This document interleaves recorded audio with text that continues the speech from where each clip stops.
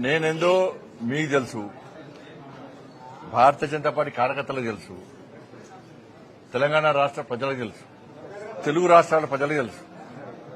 కొత్త పార్టీ పెట్టాలనేటువంటి ఫాల్తు ఆలోచనలు రావు నాకు. అటువంటి ఫాల్తు రాజకీయ నాయకుడిని కాదు. అనేక శిక్షణా శిబిరాల్లో భారతీయ జనతా పార్టీ అంతర్గత శిక్షణా శిబిరాల్లో అనేక మంది కార్యకర్తలను తయారు చేసినటువంటి నాయకులం మేము, కార్యకర్తలం మేము. ఇలా భారతీయ జనతా పార్టీ కమిట్మెంట్ తో పనిచేసే ప్రతి కార్యకర్త కోరుకున్నది ఒకటే ఒక చివరి కోరిక. ఉరిశిక్ష వేసే ముందు కోరికలు అడతారట, చివరి కోరిక ఏం అడతారట, వాళ్ళు ఏం చెప్తారు తెలియదు. కానీ కమిట్మెంట్ తో పనిచేసే భారతీయ జనతా పార్టీ కార్యకర్తను పిలిచి మీరు అడిగితే, కమిట్మెంట్ తో పనిచేసే భారతీయ జనతా పార్టీ కార్యకర్తను మీరు పిలిచి అడిగితే చెప్పి టక్ అని అయిపోయింది ఒకటే, నేను చచ్చిపోయినాక నా మీద భారతీయ జనతా పార్టీ కండగొప్పాలని జెండా కప్పాలని అంటారు. దీనికి కమిట్మెంట్ అంటారు.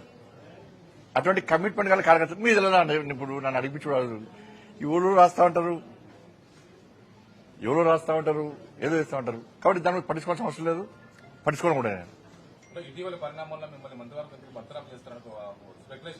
కరెక్టే. కేసీఆర్ చేత 17 మంది ఎంపీలు ఉన్నారు. కేసీఆర్ దయాదక్షిణ మోడీ ప్రభుత్వం నడుస్తుంది పాపం. కాబట్టి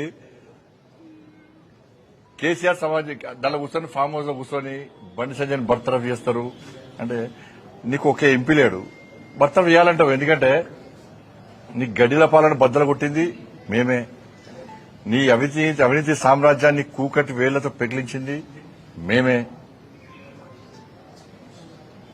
నీ కుటుంబ పాలన వ్యతిరేకంగా కొట్టాడింది మేమే.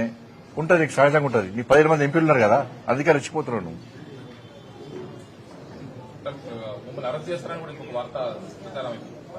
ఇప్పుడు అన్న ఈ కోర్టులో కేసు నడుస్తున్నది, కోర్టు పరిధిలో ఉన్నది. ఇప్పుడు ఒక్కరు గుర్తుంచుకోండి, కన్న